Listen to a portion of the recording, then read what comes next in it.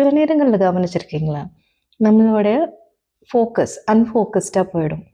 நம்ம கிட்ட இருந்து ஜோன் அவுட் ஆகி போயிருப்போம். ஆனால் கண்ணு மட்டும் ஒரு பர்ட்டிகுலர் பாயிண்டில், அது ஒரு ட்ரிகரோ இம்பல்ஸோ எல்லாம் இருக்காது. பட் நம்மளோட கண்ணோட பார்வை மட்டும் அந்த பர்ட்டிகுலர் பாயிண்டில் வெறிக்க வெறிக்க குத்தி நிற்கும். யாராவது வந்து எழுப்புனாலோ, இல்லை நம்மளா ஒரு பாயிண்டில் ரியலைஸ் பண்ணி அந்த பார்வையை அந்த கேஸை மாற்றினாலும் நம்ம டிஸ்ட்ராக்ட் ஆகும்.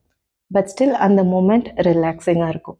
சைக்கலாஜிக்கலாக இதுக்கு காரணம் நம்மளோட பிரெயின் ஃபோக்கஸ்ட் அட்டென்ஷன் ஸ்டேட்டில் இருந்து ரெஸ்டிங் மோடுக்கு மெதுவாக ப்ரீஃபாக ஷிஃப்ட் ஆகும். எப்போல்லாம் நமக்கு ஒரு இன்ஃபர்மேஷன் ஓவர்லோட் இருக்கோ, இல்லை எப்போல்லாம் நம்மளால் ப்ராசஸ் பண்ண முடியாத அளவுக்கு விஷயங்கள் நம்ம மைண்டில் ஓடிட்டு இருக்கோம், அப்போல்லாம் நம்ம மைண்ட் நேச்சுரலாக சறுக்கி ஒரு ஸ்டேட்டுக்கு வந்து நிற்கும்.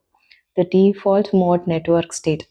இந்த ஸ்டேட்டில் பிரெயின் மெதுவாக அதனுடைய வேலையை, அதாவது processing the thoughts, emotions, memories, இது எல்லாத்தையும் பேக்ரவுண்டில் பண்ணிகிட்டு இருக்கும். சிம்பிளாக சொல்லணும்னா it's like a brain taking a micro break. அப்படி ஒரு தருணம் தான் இது.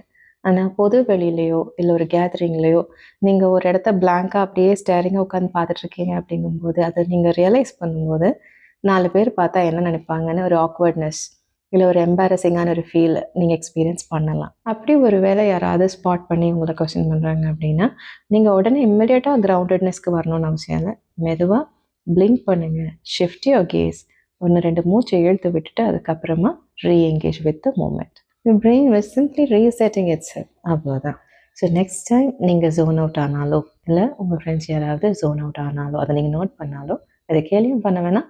நம்மளை யாராவது கிண்டல் பண்ணாங்கன்னா அது ஒரு எம்பாரஸ்மெண்ட்டாகவும் எடுத்துக்க வேணாம். ஜோன் அவுட் ஆகுறது, இந்த மாதிரியான விஷயங்கள்லாம் நம்ம பெருசாக யோசிச்சு பார்த்துருக்க மாட்டோம். பட் அதுக்கு பின்னாடி இப்படியும் ஒரு சயின்ஸ் இருக்குங்கிறது தான் விஷயம்.